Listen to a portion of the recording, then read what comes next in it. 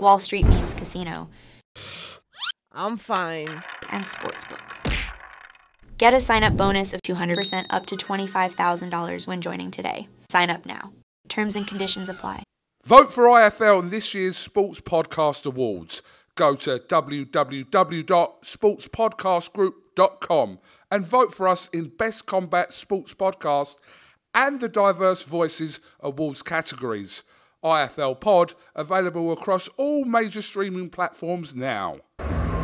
Andrew McCART, IFL TV, and I've got to say I'm delighted for the second time to be joined by Billy Deniz. I'm just going to explain what happened to the first interview. I had a great interview with you, pulled my SIM card out when I got home, and all the interviews on that SIM card got corrupted, so I lost out on money and I lost out on your interview as well, but we get to do it again. Yeah, definitely. We had a good interview as well. It's a shame, but we're here now, so it's alright. Now, yes. And definitely, listen, that light heavyweight division, I'm just going to jump straight into that deep end, that light heavyweight division right now that you're in domestically is thriving. We've got Aziz Bouatsi coming up, we've got Anthony Yard, Cam Smith's ringside, you called the Turkish Tyson as well. Just with that name alone, fans are going to tune in, but for you, how excited are you to be in this light heavyweight division, especially this domestic scene? Listen, I wouldn't want to be in a division that's not booming, you know, because when you win everything, who did you fight at the end of the day? So the bigger the division, the better for me. You know, it's more proven tests and stuff like that. So yeah, it's booming all over the world and domestically. So it's a really good division to be in. Well, like I said, I touched on it there. Your name is the Turkish Tyson. Now, for people that are going to read into that, you're Turkish and you hit hard like Tyson. Is that just as simple as that? Yeah, basically, you know, I've got Turkish blood in me. I'm half Turkish, and our style's a bit like Mike Tyson. You know, move a lot to the side, hit big shots, big combos, fast hands. So yeah, I got called it and it stuck, I guess. It's a name and I like it, to be honest with you. I'll tune in with that Turkish Tyson. But like I say, I said to young Jake Dodd there, when we see like the lighter guys, we don't see many knockouts in them lighter divisions. He's a gym mate of yours obviously, but as we come up to your division, the cruiserweight division, the heavyweight, that's when we start seeing knockouts. So are you sort of that Mike Tyson-esque where you do go in there and you want to cause pain in your opponent and get him out there? Oh yeah, I'm not here to waste time, you know. I love putting it on the chest straight away. You know, we don't get paid for overtime. I'm an aggressive fighter. Don't get me wrong, I can sing and dance around that ring all night and pop my jab and do whatever, but you know, I like to be aggressive. I like to stay on your chest and make you know that I'm there. I think you're at March 9th as well, is that correct? Yeah, March 9th, yeah. What kind of opponent? Obviously, I think you must be close to 10-0 by now, are you? Yeah, 9-0, so this will be your 10-0 fight, all going well, obviously. What are you hoping for in 2024? Obviously, you probably sat down with your manager and Joe Gallagher and all them, and how does 2024 look for you right now?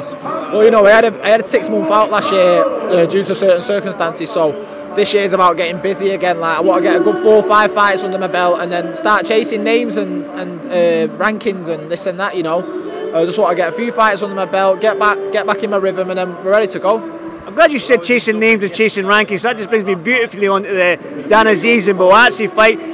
That's a belt that you probably want, that British title. I'm sure you do want it, and there's probably, I can't remember what other titles on the line, but you're chasing that British title, so how far are you away from that, do you believe? Obviously Cam Smith and Anthony Yard, they might be beyond that right now, but with the likes of Aziz and Bouatsi, Shaq and Peters maybe, how far are you away from these guys?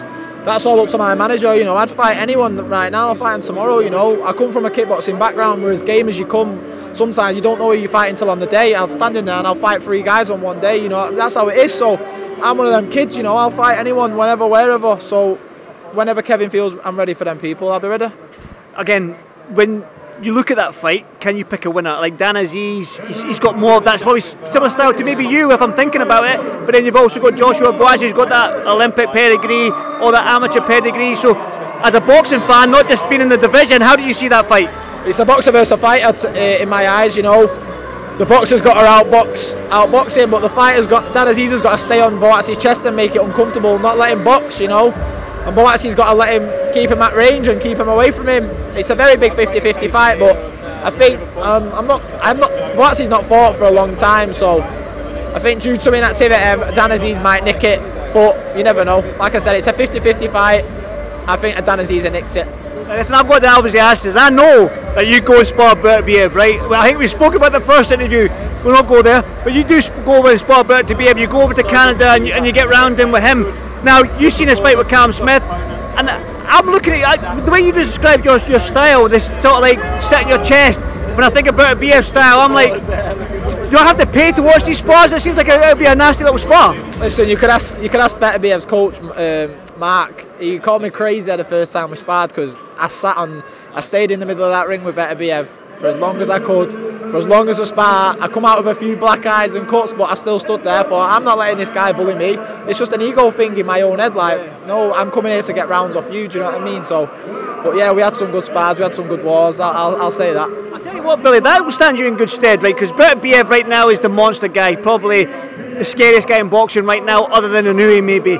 So for you to go over to Canada, the Lions Den, let's so to speak, in a foreign gym, everything's in his home, you went and then held your own. I mean, that will stand you in good stead for your career, right? Yeah, definitely. You know, like I said, I'm game for anyone and anything, and that was a massive opportunity. I had to take it, you know.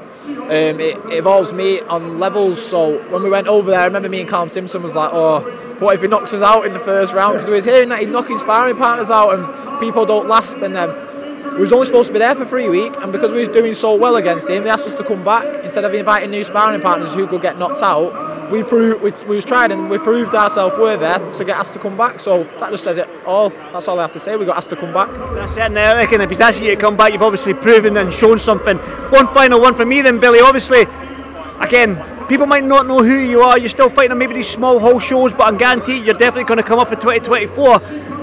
You've got the Turkish Tyson nickname, the Beterbiev'S sparring stories. Have you got a message for the fight fans and the light heavyweight division going into 2024? Listen, you know, last year was a bit of a setback for me, but 2024 definitely a fast forward in my career this year. I'm coming for that 175 division. That's all.